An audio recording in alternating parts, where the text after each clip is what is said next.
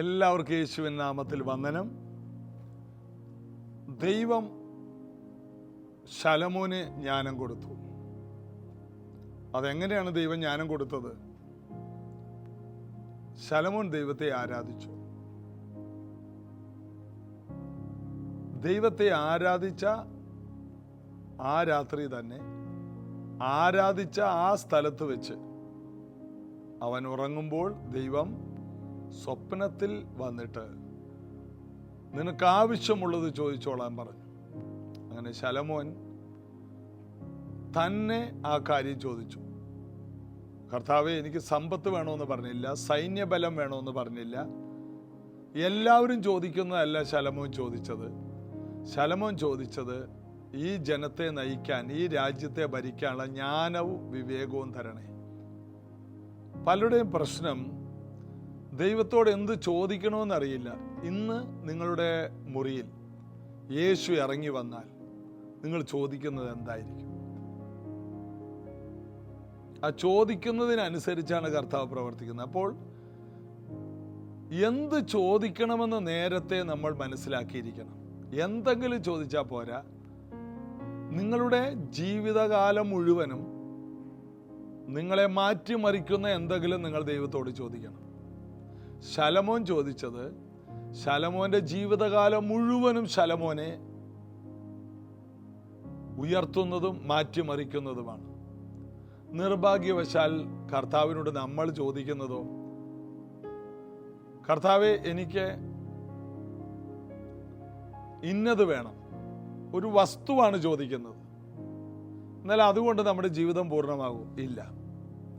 നമ്മുടെ ജീവിതത്തിൻ്റെ അവസാനം വരെ നമുക്ക് ഉയർച്ചകൾ ഉണ്ടാകുന്ന, നന്മകൾ ഉണ്ടാകുന്ന എന്തെങ്കിലും പ്രത്യേകമായ കാര്യങ്ങൾ നിങ്ങൾ മനസ്സിലാക്കി ദൈവത്തോട് ചോദിക്കണം. അത് നമ്മുടെ ജീവിതത്തിൻ്റെ അവസാനം വരെ നമുക്ക് പ്രയോജനം ചെയ്യും. ശലോമോനോട് ദൈവം പറഞ്ഞു, നീ സമ്പത്തോ ശത്രു സംഹാരമോ എന്നോട് ചോദിച്ചില്ല. നീ ചോദിച്ചത് ഏറ്റവും വിശേഷപ്പെട്ടതായതുകൊണ്ട് അതിൻ്റെ കൂടെയുള്ള ഫ്രീ ആണ് സൈന്യവും സമ്പത്തും. പിന്നെ ജ്ഞാനവും വിവേകവും ഉള്ളവന് സൈന്യവും സമ്പത്തും ഫ്രീയാണ്. ചോദിക്കേണ്ടത് ചോദിച്ചാൽ ബാക്കിയെല്ലാം ഫ്രീ ആണ്. മുമ്പേ അവൻ്റെ രാജ്യവും നീതി അന്വേഷിച്ചാൽ അതോടുകൂടി ഇതെല്ലാം നമുക്ക് ഫ്രീ ആണ്. ശലോമോന് ദൈവം കൊടുത്ത ജ്ഞാനം അതാണ്. യേശു വന്നപ്പോൾ ഇങ്ങനെ പറഞ്ഞു, ഇതാ ശലോമോനിലും വലിയവൻ. നിങ്ങൾക്ക് എന്താണ് ആവശ്യമുള്ളത്? എൻ്റെ നാമത്തിൽ ചോദിപ്പിൻ. നിങ്ങൾ എൻ്റെ നാമത്തിൽ ചോദിക്കുന്നതൊക്കെയും പിതാവ് തരും. യേശുവിൻ്റെ നാമത്തിൽ നാം ഇതുപോലെ ചില കാര്യങ്ങൾ ചോദിക്കുകയാണെങ്കിൽ നമ്മുടെ ജീവിതകാലം മുഴുവനും നമ്മെ പിന്തുടരുന്ന ഒരു ബ്ലെസ്സിങ് ആയിരിക്കണം നമ്മൾ ചോദിച്ചു വാങ്ങേണ്ടത്. കർത്താവ്, എനിക്കൊരു ജോലി വേണം. ജോലി കൊണ്ട് മാത്രം നമ്മുടെ ജീവിതത്തിൻ്റെ അവസാനം വരെ പോകുമോ? അതുകൂടി വന്നാൽ ഒരു 50-60 വയസ്സ് വരെയും പോകുന്ന കാര്യമല്ലേ? 85 വയസ്സ് 90 വയസ്സ് വരെ ജീവിച്ചിരിക്കേണ്ട ഒരു വ്യക്തിക്ക് ഒരു ജോലി കൊണ്ട് എന്തായി? കർത്താവിനോട് എന്ത് ചോദിക്കും? നമ്മുടെ ജീവിതകാലം മുഴുവനും നമ്മെ ഉയർത്തുന്ന, നമുക്ക് മാന്യതകൾ ഉണ്ടാകുന്ന, ദൈവത്തിന് പ്രസാദകരമായ എന്തെങ്കിലും ചോദിക്കാൻ നാം പഠിക്കണം. അതിനുള്ള ജ്ഞാനം, കൃപ ദൈവം തരട്ടെ.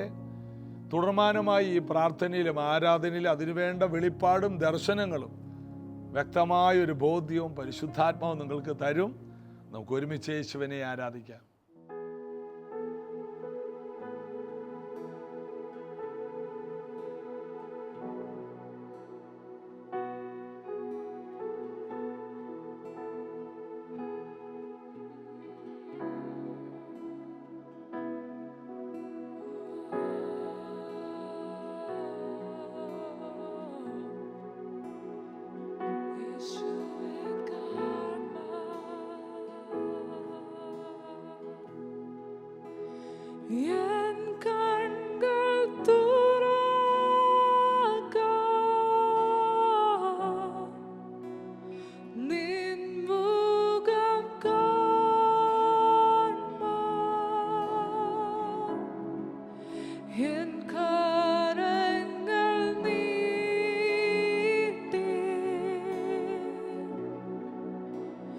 നിന്നെ തൊടൂ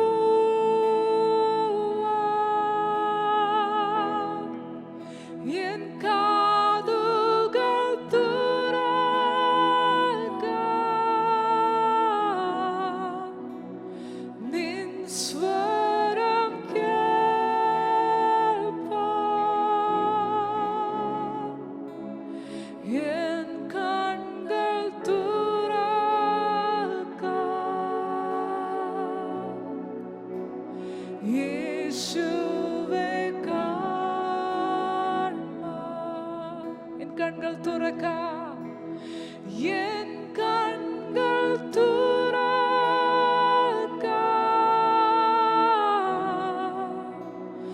നിൻ മുഖം കാണുവാൻ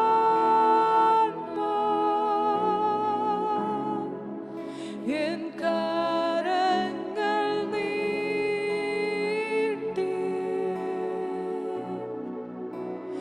നിന്നെ തൊടുവാൻ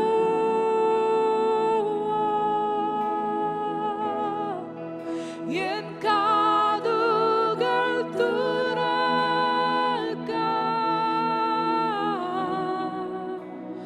നിൻ സ്വരം കേൾപ്പാൻ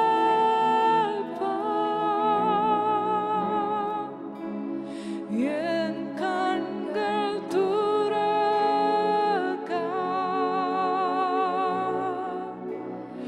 യേശുവേ കാണുവാൻ. Open my eyes, Lord. Open my eyes, Lord. I want to see Jesus,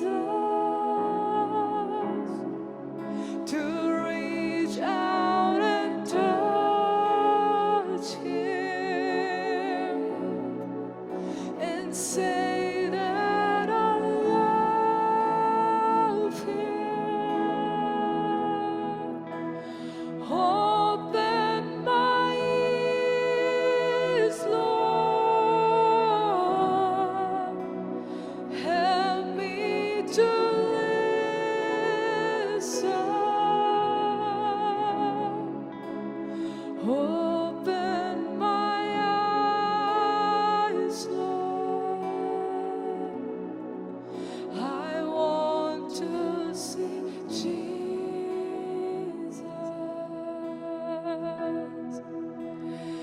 En കണ്ണുകൾ തുറക്കാം,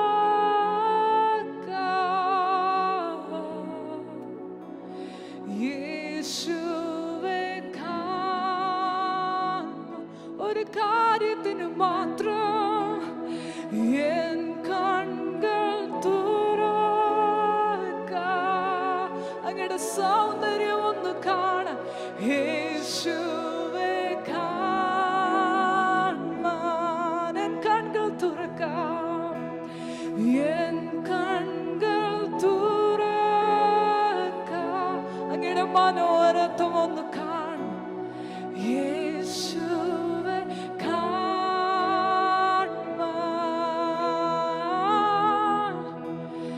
എൻ കണ്ണുകൾ തുറക്കാം,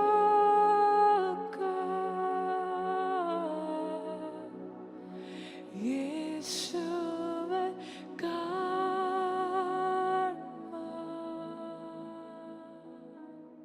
ഇന്നലെ നമ്മൾ ചിന്തിച്ചത് മടുത്തു പോകരുത് എന്നൊരു വിഷയമാണ്.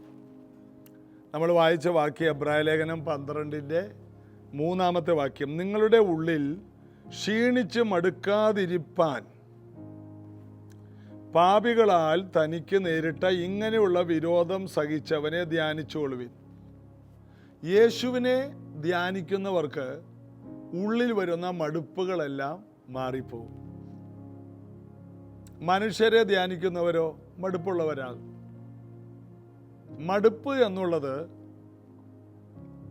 അത് ജഡത്തിൻ്റെ ഒന്നാണ്, അത് ആത്മാവിലൊന്നല്ല.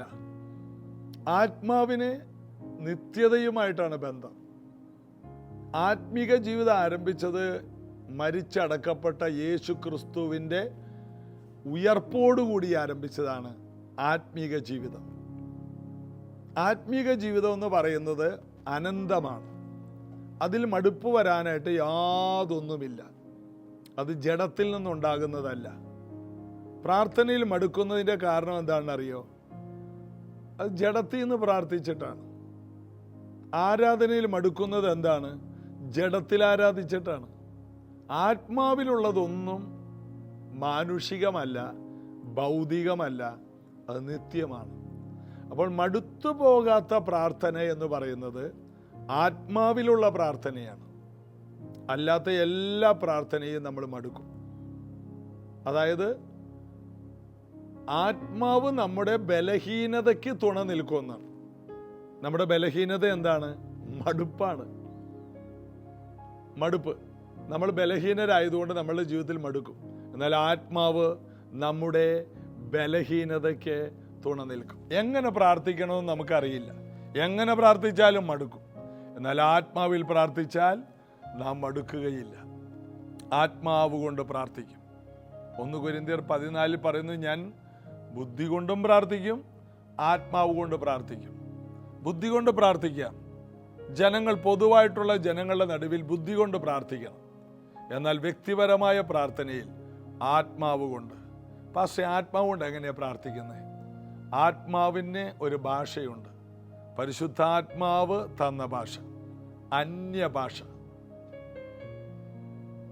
അപ്പോൾ വിക്കി പറയുന്ന അധരങ്ങളാൽ ഞാൻ ഈ ജനത്തോട് സംസാരിക്കും.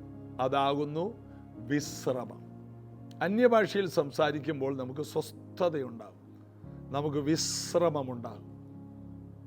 അന്യഭാഷയിൽ സംസാരിക്കുമ്പോൾ നമുക്ക് തളർച്ചയുണ്ടാകില്ല. അന്യഭാഷയിൽ സംസാരിക്കുമ്പോൾ നമുക്ക് ഉണ്ടാകുന്ന വിശ്രമമാണ്. ഈ മർമ്മങ്ങൾ ഒരു ദൈവ പൈതൽ അറിയണം. ബുദ്ധി കൊണ്ട് പ്രാർത്ഥിച്ചാലോ വാകഴക്കും, ശരീരം മുഴുവൻ വേദനയായിരിക്കും, ഉറക്കം വരും. ആത്മാവ് കൊണ്ട് പ്രാർത്ഥിച്ചാലോ ഓരോ മിനിറ്റ് കഴിയുന്തോറും ചാർജ് ആയിക്കൊണ്ടേയിരിക്കും. ഓരോ നിമിഷം കഴിയുന്തോറും ആ വ്യക്തി ബലത്തിൻ്റെ മേൽ ബലമുള്ളവരായിട്ട് മാറും. കഴുകനെ പോലെ ചിറകടിച്ച് കയറും.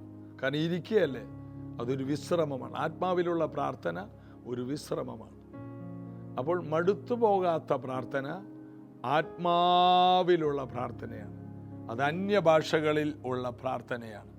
അപ്പോൾ നമ്മുടെ ഉള്ളിൽ മടുക്കാതിരിപ്പാൻ യേശുവിനെ ധ്യാനിക്കണം. അതാണ് നമ്മളിവിടെ വായിച്ചത്.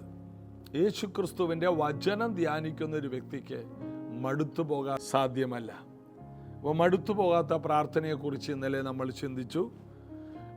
അപ്പോൾ ഇന്ന് ഒരു വാക്യം കൂടി, മടുത്തു പോകാത്ത നമ്മൾ എന്ത് ചെയ്യണം? മടുത്തു പോകാതെ പ്രാർത്ഥിക്കണമെന്ന്. അടുത്തത് ഗലാത്യ ലേഖനം 6:9 വാക്യം, നന്മ ചെയ്യുകയിൽ നാം മടുത്തു പോകരുത്, തളർന്നു പോകാഞ്ഞാൽ തക്ക സമയത്ത് നാം കൊയ്യും. ബൈബിൾ പറയുന്നു, പുതിയ നിയമം പറയുന്നു, നന്മ ചെയ്യുകയിൽ നാം മടുത്തു പോകരുത്.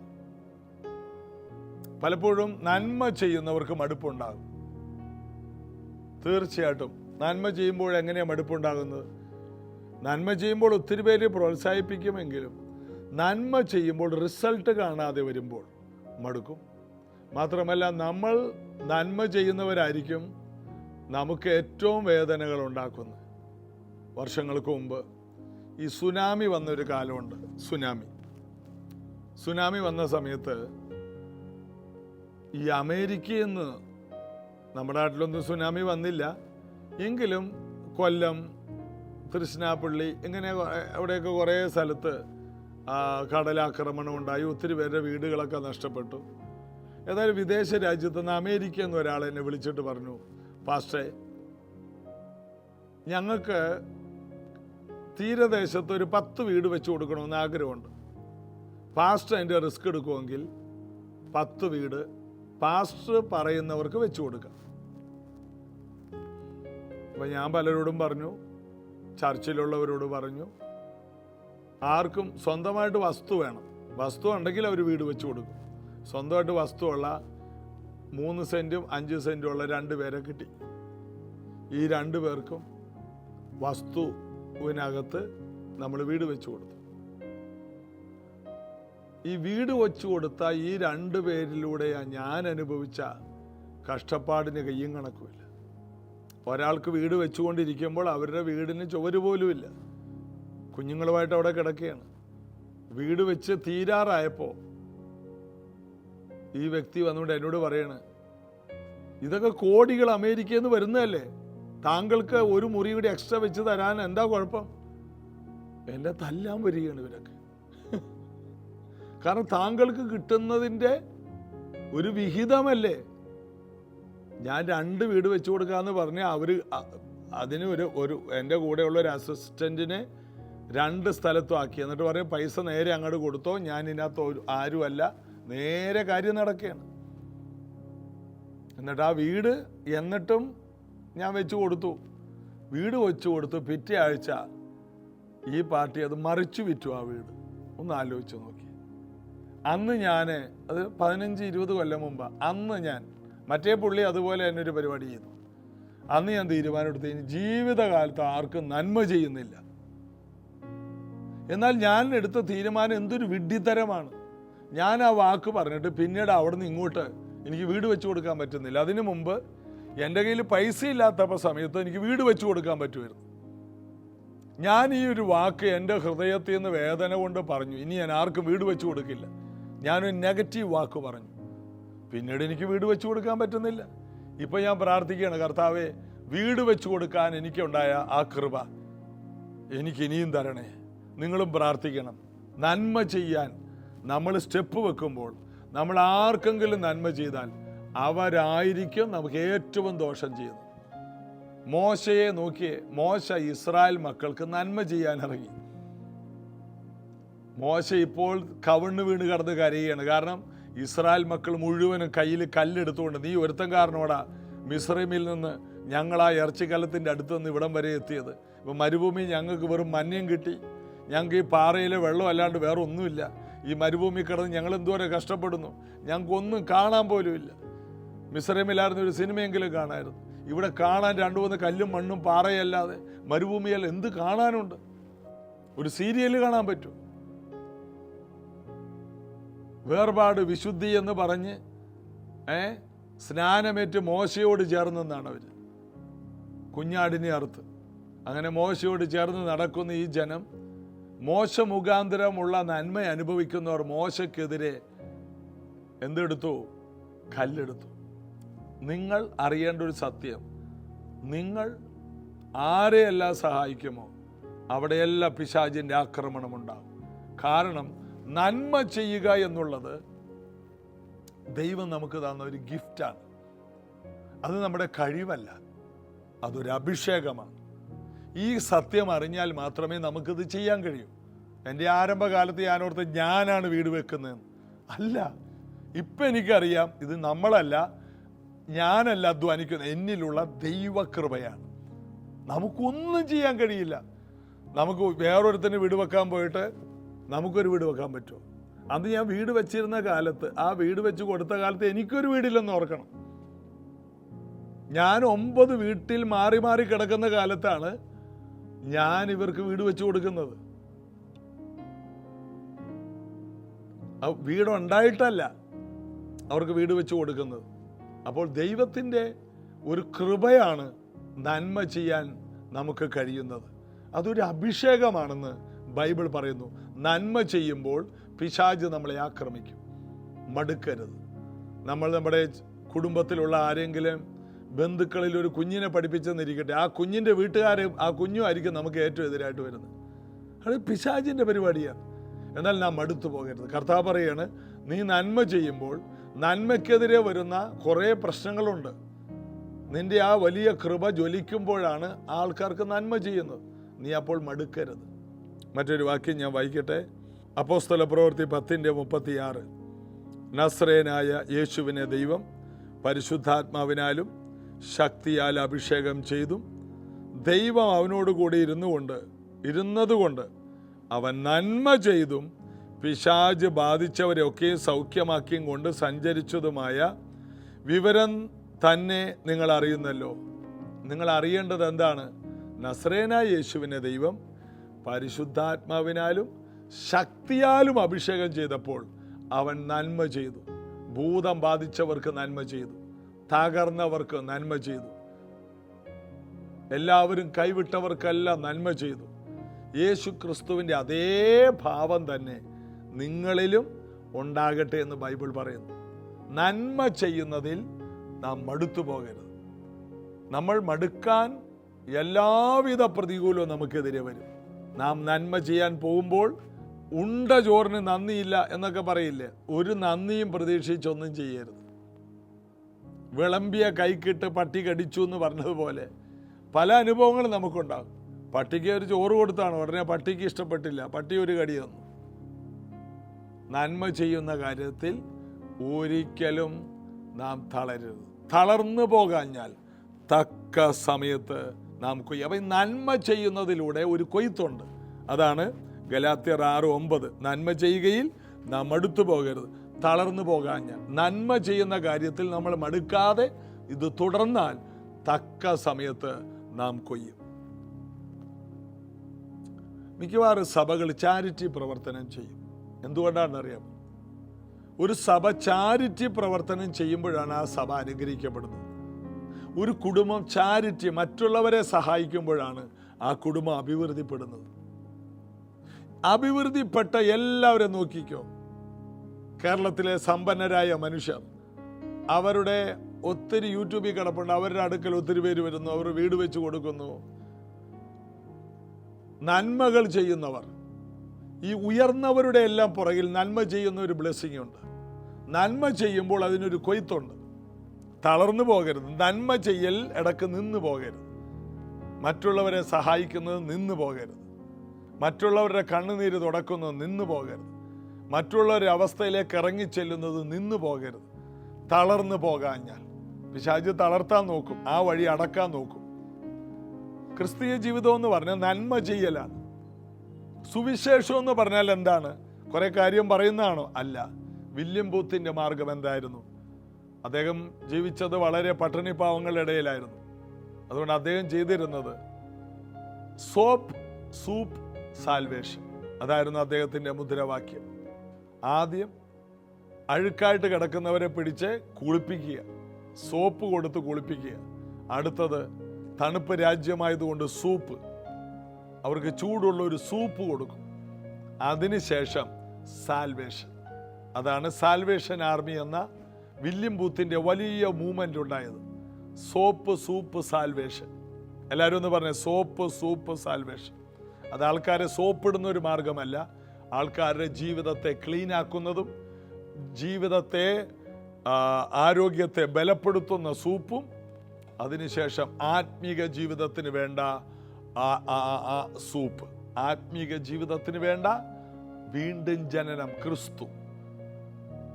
അപ്പോൾ ജീവിതത്തിൽ നന്മ ചെയ്യുന്ന കാര്യത്തിൽ ക്രിസ്തീയ സമൂഹം തോറ്റുപോയതാണ് ഇന്നത്തെ ഏറ്റവും വലിയ വിഷയം. കാരണം കർത്താവേ ഞങ്ങളെ സഹായിക്കണേ, ഞങ്ങൾക്ക് ജീവിതത്തിൽ ഉയർച്ച തരണേ എന്ന് പറഞ്ഞ് പ്രാർത്ഥിച്ചവർക്കെല്ലാം ദൈവം നന്മ കൊടുത്തപ്പോൾ അതെല്ലാം പല ബാങ്കിൽ കിടന്നിട്ട് അവര് ആർക്കും നന്മ ചെയ്യാതെ അടുത്ത തലമുറയോട് പോലും പറയാതെ പെട്ടെന്ന് അറ്റാക്ക് വന്ന് ചത്തത് കൊണ്ട് തിരുവല്ല പോലെയുള്ള പല സ്ഥലങ്ങളിലെ ബാങ്കുകളിൽ അനാഥമായി കിടക്കുന്ന അക്കൗണ്ടുകളുണ്ട്. അത് ആരുടെയെന്ന് പോലും അറിയില്ല. കോടിക്കണക്കിന് രൂപ അത് മറ്റുള്ളവരെ സഹായിക്കാതെ സേവ് ചെയ്ത് വെച്ചത് സ്വന്തം മക്കൾക്ക് പോലും പ്രയോജനപ്പെടാത്ത കുറേ അക്കൗണ്ടുകളിൽ കിടപ്പുണ്ട്. എന്ത് പ്രതിഫലം അതിനുണ്ട്, എന്ത് പ്രയോജനമുണ്ട്? ജോയ്സ് മേയർ എന്ന ദൈവദാസി ഉയർന്നതിൻ്റെ പുറകിൽ ചാരിറ്റിയാണ്. മറ്റുള്ളവർക്ക് വേണ്ടി നാം, ഇല്ലായ്മക്കാർക്ക് വേണ്ടി നാം, സങ്കടപ്പെടുന്നവർക്ക് വേണ്ടി നാം നമ്മുടെ കൈ നീട്ടുമ്പോൾ, സുവിശേഷത്തിലൂടെ നമ്മൾ അവരെ സഹായിക്കുമ്പോൾ അവരുടെ ജീവിതം ധന്യമാകും. നന്മ ചെയ്യാൻ മുന്നിൽ വരാം, മടുക്കരുത്. തളർന്നു പോകാഞ്ഞാൽ തക്ക സമയത്ത് നമ്മൾ വലിയൊരു കൊയ്ത്തിലേക്ക്, ഒരു കൊയ്ത്തെന്ന് പറഞ്ഞാൽ നമ്മുടെ കുറേ ആവശ്യങ്ങൾ, നമ്മുടെ വലിയ സ്വപ്നങ്ങൾ, അത് കൊയ്തെടുക്കണമെങ്കിൽ നാം ജനങ്ങളുടെ വേദനകളിലേക്ക് ഇറങ്ങിച്ചെല്ലണം. അതുകൊണ്ട് ജീവിതത്തിൻ്റെ എല്ലാ സമയങ്ങളിലും നന്മ ചെയ്യാൻ എന്ത് ചെയ്യണം? നിങ്ങളുടെ അലമാരിയിൽ നിറയെ ഡ്രസ്സ് ഇരിക്കുകയാണ്, ഉടുക്കാത്ത എത്രയോ ഡ്രസ്സുണ്ട്. എടുത്ത് നോർത്ത് ഇന്ത്യയിലെ ആ ഡ്രസ്സ് കൊടുത്തു വിടുന്ന ആൾക്കാരുണ്ട്, അവർക്ക് കൊടുക്ക്. ആഫ്രിക്കയിലേക്ക് അയക്കുന്ന ഒരു ഗ്രൂപ്പുണ്ട്, അവർക്ക് അയച്ചു കൊടുക്ക്. ആർക്കെങ്കിലും അയച്ചു കൊടുക്ക്. നോർത്ത് ഇന്ത്യയിൽ വസ്ത്രത്തിന് വലിയ പഞ്ഞമാണ്.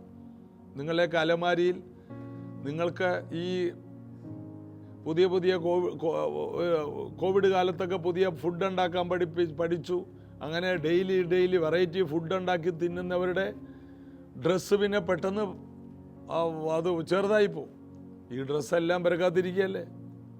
ഇതിഞ്ഞ് ഇടണമെങ്കിൽ പിറക്ക് ചുറ്റും ഒരു 1000 പ്രാവശ്യമെങ്കിലും ഓടിയാലേ ഈ ഡ്രസ്സ് വീണ്ടും ഇടാൻ പറ്റുള്ളൂ. അത് നടക്കണ കാര്യമൊന്നും തോന്നില്ല. അതിനു മുമ്പ് വേറെ അടുത്ത സാധനം ഉണ്ടാക്കി തന്നെയാണ്. അപ്പോൾ പിന്നെ വണ്ണം കുറയുന്ന പരിപാടിയില്ല. ഈ ഡ്രസ്സ് എടുത്ത് കൊടുക്കുക. അങ്ങനെ വീട്ടുപകരണങ്ങൾ കൊണ്ട് നിറഞ്ഞിട്ട് കാലുകുത്താൻ സ്ഥലമില്ലാത്ത വീടുകളുണ്ട്. നിങ്ങൾ മറ്റുള്ളവർക്ക്, ഇല്ലായ്മക്കാർക്ക് അത് കൊടുക്കുക. കർത്താവ് നിങ്ങൾക്ക് സമ്പത്ത് വരുമ്പോൾ അതിൻ്റെ ഒരു വിഹിതം മറ്റുള്ള കുഞ്ഞുങ്ങളെ പഠിപ്പിക്കുക. നിങ്ങളുടെ കുഞ്ഞുങ്ങൾക്ക് സ്കൂളിൽ ഒരു ബാഗ് മേടിക്കുമ്പോൾ അപ്പുറത്തെ വീട്ടിലെ കൊച്ചിന് ബാഗ് മേടിച്ചോ എന്ന് അന്വേഷിക്കുക. അപ്പുറത്തെ വീട്ടിലെ കുഞ്ഞ് പുസ്തകം മേടിച്ചോ, നിങ്ങളുടെ കുഞ്ഞുങ്ങൾക്ക് ഫീസ് കൊടുക്കുമ്പോൾ ആരുടെങ്കിലും കുഞ്ഞുങ്ങൾക്ക് ഫീസ് കൊടുത്തോ എന്ന് അന്വേഷിക്കുക. അതൊക്കെ നന്മ ചെയ്യുന്ന കൃപയാണ്.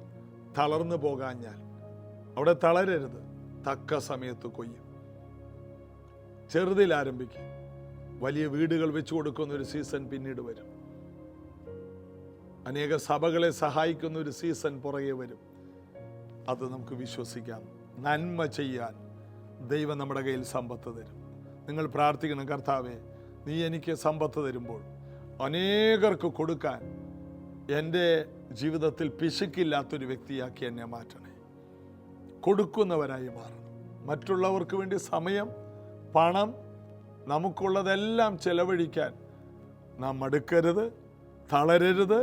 വിമർശനങ്ങൾ വരും. നമ്മ ആരെ സഹായിക്കുന്നു അവരൊരുപക്ഷെ നമുക്ക് എതിരുമാകാം, തെറ്റിദ്ധരിക്കാം. അവരിലൂടെ ആയിരിക്കും ഏറ്റവും കൂടുതൽ വേദന വരുന്നത്. എങ്കിലും തളർന്നു പോകരുത്, മടുക്കരുത്. തളർന്നു പോകാഞ്ഞാൽ തക്ക സമയത്ത് നമുക്ക് വലിയൊരു ഉയർച്ചയുണ്ടാകും. പ്രാർത്ഥിക്കാം. യേശുവിൻ്റെ നാമത്തിൽ ഇന്ന് ഞങ്ങൾക്ക് തന്ന വചനങ്ങളെ യേശുവിൻ്റെ നാമത്തിൽ സ്വീകരിക്കാം. ഇന്നിത് കേട്ട ഓരോ പ്രിയപ്പെട്ടവർക്കും പുതിയ വെളിപ്പാടിൻ്റെ തലങ്ങൾ യേശുവിൻ്റെ നാമത്തിൽ തുറന്നു വരട്ടെ. ഈ കേട്ട വചനപ്രകാരം ഇന്നു മുതൽ എല്ലാവരും അവരുടെ നന്മയുടെ ഒരു വിഹിതം, ഒരു പെർസെൻറ്റേജ് അവർ തീരുമാനിച്ച് സാധുക്കൾക്ക് അപ്പം നുറുക്കി കൊടുക്കുന്ന, ഇല്ലായ്മക്കാരുടെ കണ്ണുനീര് തുടക്കുന്ന ഒരു വ്യക്തിയാക്കി ഇത് കേൾക്കുന്നവരെല്ലാം തീരട്ടെ. ശരിയായ ക്രിസ്തീയ മാർഗത്തിൻ്റെ ചുവടുകൾ വയ്ക്കാൻ ഞങ്ങളെ സഹായിക്കണം. ഈ ജീസസ് എവരിഡേ പ്രാർത്ഥനാ പ്രോഗ്രാം ഞങ്ങൾക്ക് വലിയ പ്രയോജനം ചെയ്യുന്നതിനായി സ്തോത്രം. യേശുവിൻ നാമത്തിൽ പിതാവേ, ആമേൻ. കർത്താവിൻ്റെ സന്നിധിയിൽ നമുക്ക് വിശ്വസ്തരാകാം. പ്രൈസ് ജനറേഷന് നല്ലൊരു ചാരിറ്റി പ്രവർത്തനമുണ്ട്. ഒത്തിരി കുട്ടികളെ പഠിപ്പിക്കാൻ അത് പ്രയോജനപ്പെടുത്തുന്നുണ്ട്. നിങ്ങൾക്കും ഞങ്ങളുടെ ചാരിറ്റിയുടെ ഒരു ഭാഗമാകാൻ താല്പര്യമുണ്ടെങ്കിൽ അറിയിക്കുക. വ്യക്തിപരമായിട്ട് ചാരിറ്റി എന്ന് പറഞ്ഞു തന്നെ തന്നാൽ അത് ചാരിറ്റിയിലേക്ക് ഇടുകയും അർഹരായ വ്യക്തികൾക്ക് അത് കൊടുത്ത് പ്രയോജനപ്പെടുത്താൻ ഞങ്ങൾക്ക് കഴിയും. അതിനുള്ളൊരു ഗ്രൂപ്പ് ഞങ്ങൾക്കുണ്ട്. അത് ഞാൻ നേരിട്ട് മനസ്സിലാക്കാതെ അത് ചെയ്യാറില്ല. അത് ഒരു ഗ്രൂപ്പിനെ ഏൽപ്പിക്കുകയല്ല, അർഹതയുള്ള വ്യക്തികളുടെ അടുക്കൽ നമുക്ക് എത്തിക്കാം. വിദേശ രാജ്യങ്ങളിലുള്ള നിങ്ങൾക്ക് പലർക്കും അർഹതയുള്ള വ്യക്തികളെ കണ്ടെത്തൽ പാടാണ്. ശരിയായ യോഗ്യതയുള്ള വ്യക്തികളുടെ അടുക്കൽ ശരിയായ സമയത്ത് നമുക്കത് എത്തിക്കാൻ കഴിയണമെങ്കിൽ അത് ഒരു വലിയ പ്രാർത്ഥന വേണം. നമുക്ക് അങ്ങനെയുള്ളവരെ കണ്ടെത്താൻ കഴിയും. തീർച്ചയായും ഞങ്ങൾക്ക് അങ്ങനെ ഒരു സംവിധാനമുണ്ട്. ഞങ്ങൾ അറിഞ്ഞ് ആ കാര്യങ്ങൾ ചെയ്യുന്നു. താല്പര്യമുള്ളവർക്ക് ഞങ്ങളുടെ ചാരിറ്റിയോട് സഹകരിക്കാം. നിങ്ങളുടെ കൊയ്ത്ത് കർത്താവ് വർദ്ധിപ്പിക്കട്ടെ. നാളെ ഇതേ സമയത്ത് കാണാം. God bless you.